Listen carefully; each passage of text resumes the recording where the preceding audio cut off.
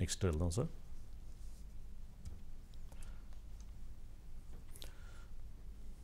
వంశీ గారు, third topic, list మీద లిస్టులు, మారుతున్న పేర్లు. మొత్తానికి ఏదైతే అనౌన్స్ చేస్తున్నారో మొత్తానికి మళ్ళా మారుస్తున్నారు దాని మీద. వైసీపీలో గాంధీ ఉన్నాడా, మురళీ గారుని, ఇంకెవరు, రాజ్ కుమార్ ఉన్నారు సార్, రాజ్ కుమార్ ఉన్నారు. సరే, మొత్తానికి ఇప్పుడు లావు కృష్ణదేవరాయలు జాయినింగ్ కూడా ఒక క్రియాశీలకం. సరే, నర్సాపేట పార్లమెంటు పరిధిలో ఇప్పుడు అనిల్ కుమార్ యాదవ్ వర్సెస్ లావు కృష్ణదేవరాయల మధ్య ఒక రాజకీయ యుద్ధం జరగబోతుంది. కొంచెం ఇక్కడ సమీకరణాలు నెల్లూరులో ఉన్నట్లుగా ఉండవు, కొంచెం ఇక్కడ సమీకరణాలు కొంచెం మారేటువంటి అవకాశం ఉంది. సరే, ఈ సమీకరణాల్లో కొంత వాళ్ళిద్దరి మధ్య కూడా మంచి ఫైట్ జరిగిద్ది, అక్కడ ఉన్నట్లుగా ఉండదు, కానీ ఇక్కడ మాత్రం కొంత ఫైట్ జరిగిద్ది. కారణం ఏంటంటే క్యాస్ట్ కాంబినేషన్స్, పొలిటికల్ ఈక్వేషన్స్, అట్లాగే ఇవన్నీ కూడా కొంత పనిచేసేటువంటి అవకాశం ఉంది. కాబట్టి అనిల్ వర్సెస్ లావు మధ్య ఒక మంచి ఫైట్ జరిగింది. అయితే లావు కృష్ణదేవరాయలు వివాదరహితుడు. ఈరోజు ఆయన పార్టీ మారతా కూడా జగన్మోహన్ రెడ్డి గారి మీద నేను నో కామెంట్ అని చెప్పాడు. బయట ఉందా? బయట ఉంది సార్. బయట ప్లే చేయండి. 50 రోజులు ఉన్నాయి ఎలక్షన్స్కి. ఈ 50 రోజుల్లో ఈ ఎలక్షన్స్కి మా అందరం కూడా సన్నద్ధం కావాలి. కానీ మీ అందరికీ చెప్పేది ఒకటే, ఈ ఎలక్షన్స్ ఏదో 2 కుటుంబాల మధ్య కలహం కాదు. ఈ 2024 ఎలక్షను 2 కులాల మధ్య, 2 వర్గాల మధ్య పొట్లాట కాదు. ఈ 2024 ఎలక్షను వారు చెప్తున్నట్టు క్లాస్ వారు, పేదవాడికి ఉన్నవాడికి అని చెప్తా ఉన్నారు, అది కూడా కాదు. పల్నాడులో ఈసారి ఈ ఎలక్షను ఈ ప్రాంత ప్రజల సమస్యల గురించి, ఈ ప్రాంత ప్రజల బాధల గురించి. అది అంటే జరిగేది క్లాస్ వారు, జగన్మోహన్ రెడ్డి గారు చెప్తుంటారు కదా, అది కాదు. అభివృద్ధి గురించి జరుగుతున్నటువంటి వారు, అభివృద్ధి ఎవరు చేస్తారు, ఎవరు కావాలి, ఎవరు చేస్తే బాగుంటుంది అనేది ఆయన ఒక డైరెక్షన్ ఇచ్చాడు. జగన్మోహన్ రెడ్డి గారిని కూడా ఆయన విమర్శించలేదు, వేమిరెడ్డి ప్రభాకర్ రెడ్డి గారు విమర్శించలేదు, మావుని శ్రీనివాసరెడ్డి గారు విమర్శించలేదు. ఎవరైతే వైసీపీని వీడి తెలుగుదేశం పార్టీలోకి వస్తున్నటువంటి వాళ్ళు ఎవరూ కూడా విమర్శించడానికి లేదు, దూరంగా ఉన్నారు. కానీ తెలుగుదేశం పార్టీ నుంచి వెళ్ళే వాళ్ళ చేత మాత్రం తిట్టండి అని చెప్పి తిట్టించింది నాకు వాళ్ళకి క్లారిటీ అవ్వట్లేదు. అది రాజకీయాల్లో కొంచెం ఆ విలువల్ని మెయింటైన్ చేయాలి, ఆ సంస్కారం మెయింటైన్ చేయాలి. అది ఈ వీళ్ళ దగ్గర అయితే కనపడుతోంది. ఇప్పుడు కృష్ణదేవరాయలు అంత సౌమ్యంగా, అంత చక్కగా, పద్ధతిగా మాట్లాడాడు. అనిల్ అయితే ఏం మాట్లాడతాడు, చంద్రబాబు నాయుడు మీ ఇంటికి వస్తా, మీ సంగతి తేలుస్తా, అసలు మిమ్మల్ని బయట ఎట తిరుగుతారు తేలుస్తాను, మిమ్మల్ని ఒక్కొక్కరిని ఉత్తికి ఆరేస్తాను, మిమ్మల్ని వెంటబడతాను, మిమ్మల్ని తరిమి కొడతామని చెప్పి మాట్లాడుతుంటాడు. అలా ఎందుకు మాట్లాడాలి? రాజకీయాలు అవసరం ఏంటి? ఈ దేనికి అవసరం, ఎందుకు అవసరం అంటే మంచి చేస్తే చెప్పుకుంటారు కదా, తిడితేనే కావాలి. అట్లా ఒక టీం తయారైంది. తిట్టడం పాపులర్ కావాలి, బూతులు తిట్టాలి పాపులర్ కావాలి, దానికి ఒక పార్టీలో ఉన్నటువంటి కొంత సైకోని తయారు చేయాలి. అది కొంత అటు ఇటు నడుస్తూ ఉంది.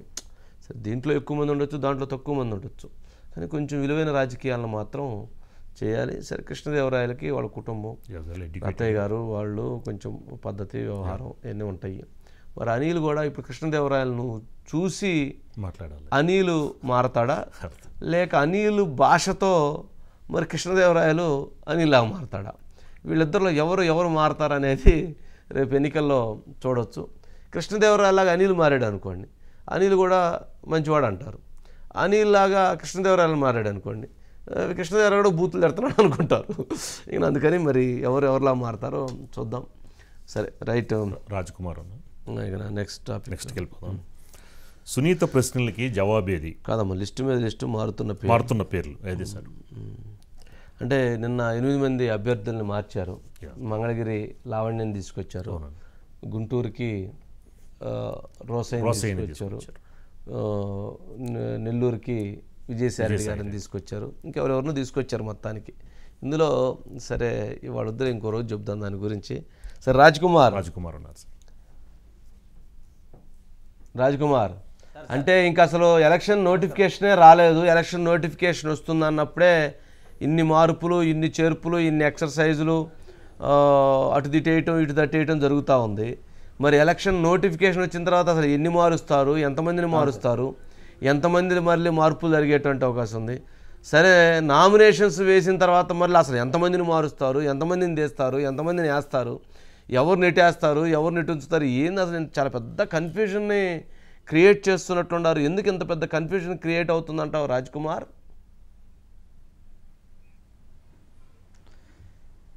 సార్, ముఖ్యమంత్రి గారు మన మంగళగిరిలో జరిగినటువంటి ఆ సమావేశంలో చాలా క్లియర్గా చెప్పారు సార్. ఇంకా మీదట మార్పులు ఉండవు. ఇప్పుడు ఎవరైతే ఇన్ఛార్జీలుగా నియమించామో దాదాపుగా వారే అభ్యర్థులు ఉంటారు. కొన్ని మార్పులే ఉంటాయన్నారు. కానీ లిస్టుల మీద లిస్టులు ఇప్పటివరకు దాదాపు 9 లిస్టులు వచ్చినాయి సార్. 8-9 లిస్టుల్లో ఎవరైతే ముందు ప్రకటించిన అభ్యర్థుల్ని మళ్ళీ మార్చినటువంటి పరిస్థితి ఉంది సార్. ఒక్క నెల్లూరు కనుక చూసుకుంటే విజయసాయిరెడ్డి గారిని ప్రకటించారు. నేను మంగళగిరి నేతలతో చాలా కీలకమైనటువంటి సమావేశం నిర్వహించారు సార్. అక్కడ ఆర్కే గారిని, అదేవిధంగా ఆ తర్వాత గంజి చిరంజీవి, ఎవరినైతే ఆర్కే గారు పార్టీ మారి కాంగ్రెస్లోకి వెళ్ళిన తర్వాత గంజి చిరంజీవి అక్కడ ఇన్ఛార్జిగా బాధ్యతలు చేపట్టారు. గంజి చిరంజీవిని పిలిపించి మాట్లాడిన తర్వాత మరలా కాండ్రు కమల కుమార్తె ఎవరైతే ఉన్నారో లావణ్యకి అక్కడ సీట్ కేటాయించడం జరిగింది సార్. బీసీ సామాజిక వర్గానికి చెందినటువంటి వారికే ఆ నియోజకవర్గంలో ఆ స్థానం కల్పిస్తామని చెప్పి మొదటి నుంచి చెప్పారు. లోకేష్ అక్కడ నుంచి పోటీ చేస్తారని తెలుగుదేశం పార్టీ ప్రకటించిన తర్వాత లోకేష్ని ఏ విధంగానైనా సరే బలంగా ఢీ కొట్టాలంటే అటు బలహీన వర్గాల నుంచే ఒక అభ్యర్థిని తీసుకురావాలనేటువంటి ఉద్దేశంతో ఆ కాండ్రు కమల కుమార్తె అయినటువంటి లావణ్యకి అటు వైఎస్ఆర్ కాంగ్రెస్ పార్టీ ఆ సీటు కేటాయించడం జరిగిందని నిన్న అఫీషియల్గా నిన్న ప్రెస్ మీట్ కూడా పెట్టి చెప్పడం కూడా జరిగింది సార్. నిన్న దాదాపుగా చాలా క్లియర్ కట్గా చెప్పారు సార్. అంటే ఈ ఇండికేషన్ ద్వారా ఏమర్థం అవుతుందంటే ఖచ్చితంగా ఇంకా కూడా లిస్టులు ఏదైతే 10వ తారీఖున రేపు మేనిఫెస్టో రిలీజ్ అవుతుందన్నారు, మేనిఫెస్టో రిలీజ్ చేసిన తర్వాత కూడా ఇంకా కొన్ని మార్పులు చేర్పులు కూడా ఉండేటువంటి అవకాశం ఉందన్నారు సార్. ఇప్పటికే చాలా నియోజకవర్గాల్లో మార్పులు జరిగింది సార్. గుంటూరు నుంచి మొన్నటి వరకు కిలారి రోషయ్యని మరలా గుంటూరు ఎంపీగా బరిలోదించారు సార్. మొన్నటి వరకు ఉమ్మారెడ్డి వెంకటేశ్వర్లు గారి కుమారుడికి ఇచ్చామన్నారు, అక్కడి నుంచి ఆయన మార్చారు. మరలా జీడి నెల్లూరు నారాయణ స్వామిని మరలా మార్చి మరలా కృపాలక్ష్మికి కేటాయించారు. ఇట్లా ఇచ్చిన వారికే మరలా ఎందుకు మారుస్తున్నారు, మరలా కొత్త అభ్యర్థిని ఎందుకు మారుతున్నారు, మరలా బుర్రా మధుసూదన్ గారిని తీసుకుని వచ్చి ఇప్పుడు కందుకూరు నుంచి ఆయన కనిగిరి స్థానిక శాసనసభ్యుడు చాలా సీనియర్ ఎమ్మెల్యేగా ఉన్నారు. అట్లాంటి వ్యక్తిని తీసుకొచ్చి మళ్ళీ కందుకూరు సెగ్మెంట్లో మళ్ళీ మార్చేస్తారు. అంటే ఇచ్చిన వాళ్ళకే మరలా మార్పులు ఏంటి, ఇవన్నీ కూడా వచ్చి ఎవరికి గ్యారంటీ ఉంటుంది అనేది కూడా ఎవరికి సీఎం గారికి దగ్గర హామీ కూడా లభించట్లేదు సార్. ఇంకా చాలా మార్పులు జరుగుతున్నాయి అన్నారు సార్. రాజ్ కుమార్, జరుగుతుంది అంటే సరే మంగళగిరి ఒక్కటే మనం చూస్తే లోకేష్ గారిని ఓడించడం కోసం ఎవరు బెటర్ అన్న దాంట్లో జగన్మోహన్ రెడ్డి గారు ఒక ప్లాన్ చేశారు. ఏం చేశారు, ఆర్కేని తప్పించి చిరంజీవిని చెప్పారు. సరే, తర్వాత చిరంజీవిని మళ్ళీ డౌట్ఫుల్గా ఉందని చెప్పి మళ్ళీ హనుమంతరావు గారు అన్నారు. మళ్ళీ హనుమంతరావు గారు కాదు, మళ్ళీ కోండ్రు కమల్ అన్నారు. కోండ్రు కమల్ తర్వాత మళ్ళీ ఆర్కే అన్నారు. మళ్ళీ ఆర్కే జాయిన్ అవడంతో మళ్ళీ కాదు ఆర్కే కాదు, లావణ్య కోండ్రు కమల కుమార్తె హనుమంతరావు గారి కోడలు, మళ్ళీ అమ్మాయి అన్నారు. ఏడైంది. సరే, మళ్ళీ ఇప్పుడు ఇక్కడి నుంచి ఏం జరుగుతుంది, లావణ్య బెటరా మళ్ళీ ఆర్కే బెటరా అంటే ఆర్కేనే బెటర్ అంటున్నారు. మళ్ళీ ఆర్కే బెటరా మళ్ళీ కోండ్రు కమల బెటరా అంటే మళ్ళీ కోండ్రు కమల బెటర్ అంటున్నారు. కోండ్రు కమల బెటరా హనుమంతరావు బెటరా అంటే హనుమంతరావు బెటర్ అంటున్నారు. హనుమంతరావు బెటరా లేక చిరంజీవి బెటరా అంటే చిరంజీవి బెటర్ అంటున్నారు. మళ్ళీ చిరంజీవి బెటరా లేకపోతే ఆర్కే బెటరా అంటే ఆర్కే బెటర్ అంటున్నారు. ఇటు ముందుకు వెళ్తుంది, మళ్ళీ ఇటు వెనక్కి వస్తుంది, ఇటు ముందుకు వెళ్తుంది, ఇటు వెనక్కి వస్తుంది, ఇటు ముందుకు వెళుతుంది, ఇటు వెనక్కి వస్తుంది.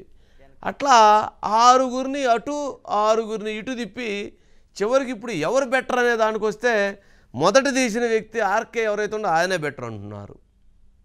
సేమ్ ఇదే అంశం గుంటూరు పార్లమెంటు పరిధిలో ఫస్ట్ ఎవరన్నారు, మోదుగుల వేణుగోపాల్ రెడ్డి అన్నారు. మోరుగురు వేణుగోపాల్ రెడ్డి తర్వాత అంబటి రాయుడు, మర్చిపోయారు క్రికెటరు, అంబటి రాయుడు దిగాడు 6లు కొట్టాలని చెప్పి పాపం ఆయన వచ్చాడు. అంబటి రాయుడు అయిపోయిన తర్వాత మరలా ఆర్కే అవ్వచ్చు అన్నారు. సరే, తర్వాత మరలా రమణ అన్నారు. తర్వాత ఇప్పుడు రోసయ్య అన్నారు. ఇప్పుడు అక్కడ పబ్లిక్ టాక్ ఏంటంటే రోసయ్య వద్దు అంటున్నారు. సరే, కొంచెం మళ్ళీ ముందుకు వెళితే ఆర్కే ముద్దు రోసయ్య వద్దు అంటున్నారు. మళ్ళీ ఇంకొంచెం వెనక్కి వెళితే అంబట్రాయుడు ముద్దు ఆర్కే వద్దు అంటున్నారు. మళ్ళీ ఇంకొంచెం వెనక్కి వెళితే మోదుగుల వేణుగోపాల్ రెడ్డి ముద్దు, అంబట్రాయుడు ఉద్దు అంటున్నారు. ఇటు నుంచి ఇటు చూస్తే ఇటు వెళ్తుంది, ఇటు నుంచి ఇటు చూస్తే ఇటు వస్తుంది, ఇటు నుంచి ఇటు వెళ్తుంది, మళ్ళీ ఇటు నుంచి ఇటు వస్తుంది. అసలు కన్ఫ్యూజ్ మీద కన్ఫ్యూజన్.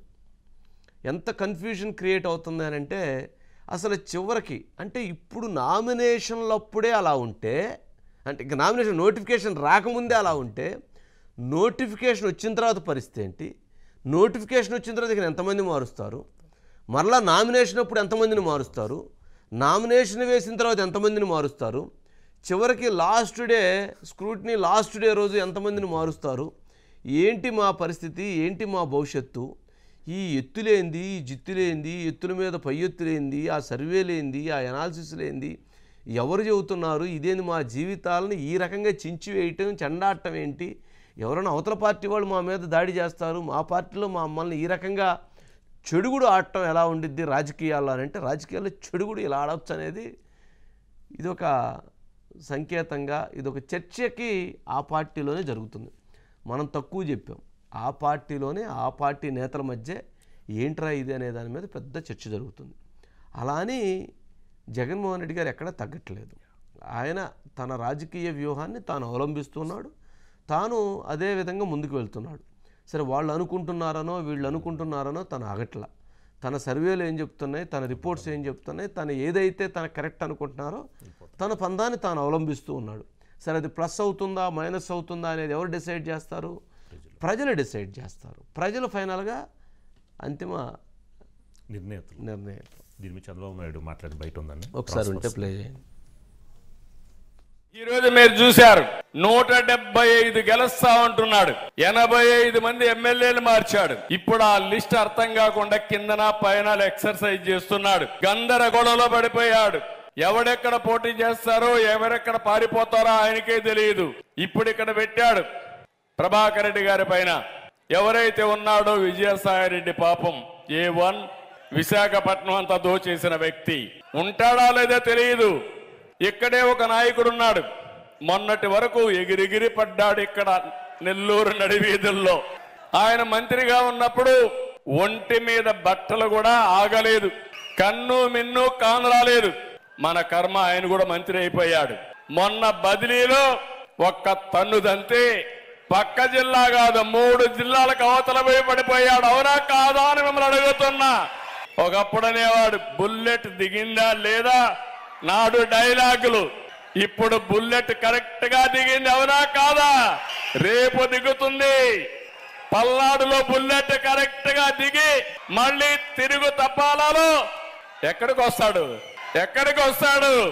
చెన్నై పోతాడు. పాపం చంద్రబాబు నాయుడు గారు వైసీపీ అభ్యర్థుల మీద సింపతి చూపిస్తున్నాడు. అది మరీ పాపం వాళ్ళకి మరీ ఇబ్బందిగా ఉండిద్ది. వాళ్ళు ఆయన తిడితే బాగుండేది, కానీ మిమ్మల్ని మీ నాయకుడు ఈ విధంగా చేయడం ఏం బాగుందని చెప్పని సింపతి చూపిస్తున్నాడు. అది మరీ ఇబ్బందికరమైన మంచితనం. ఏం కాదు, రాజకీయ స్ట్రాటజీ, ఆయన పొలిటికల్ స్ట్రాటజీ ఆయన చూస్తున్నాడు. అబ్బా రాజకీయాల్లో చంద్రబాబు నాయుడు గారు మళ్ళీ వాళ్ళ మంచితనం గురించి ఆలోచిస్తారా ఏంది? ఆయన స్ట్రాటజీ, ఆయన పొలిటికల్ స్ట్రాటజీ ఆయన. అట్లా చెబితే ప్రజలు అరే చూసావా మా పార్టీలో ఎంత గందరగోళంగా ఉందని వాళ్ళు కొంతమంది వైసీపీ నుంచి వీడి తెలుగుదేశానికి వచ్చి ఓటేస్తారని, తెలుగుదేశంలోకి వస్తారని, అక్కడ కన్ఫ్యూజన్ క్రియేట్ చేయొచ్చు అని అలా ఉండేది. రాజకీయంలో చంద్రబాబు నాయుడు గారు ఏమి అట్లా ఏమి దురంధరుడు ఆయన వ్యూహాలు ఆయన. రాజ్కుమార్ ఉన్నారు సార్, రాజ్కుమార్ సబ్జెక్ట్ అయిపోయింది కదా. ఓకే సరే, ఇంకా ఎప్పుడు మరలే 9వ లిస్ట్ ఎప్పుడు రాజ్కుమార్? సార్ 9వ లిస్ట్ ఎప్పుడు? ఈ 10వ తారీఖు మేనిఫెస్టో రిలీజ్ చేస్తున్నారు సార్. ఈ లోపు ఇంకా 1-2 లిస్టులు ఉన్నాయని సమాచారం ఉంది సార్. ఈ లోపే 2-3 లిస్టులు ఉన్నాయి. అంటే పవన్ కళ్యాణ్ గారిది కూడా ఎక్కడైతే పిఠాపురం నుంచి పోటీ చేస్తారంటారో ఆ అంశం కూడా తీసుకున్నారు సార్. మరలా వంగగీత గారిని కూడా మార్చే ఆలోచనలో ఉన్నారని సమాచారం ఉంది సార్. నిన్న కూడా ఆల్రెడీ ఆవిడ క్యాంప్ కార్యాలయానికి వచ్చి సీఎం గారిని కూడా కలవడం జరిగింది సార్. ఇట్లా ప్రకటించిన అభ్యర్థులను ఎవరైతే అభ్యర్థుల మీద కూడా ఎప్పటికప్పుడు సర్వే జరుగుతూ ఉంది సార్. మార్చిన అభ్యర్థులను కూడా మార్చునే ఉన్నారు సార్. సరే okay right Rajkumar, thank you. Next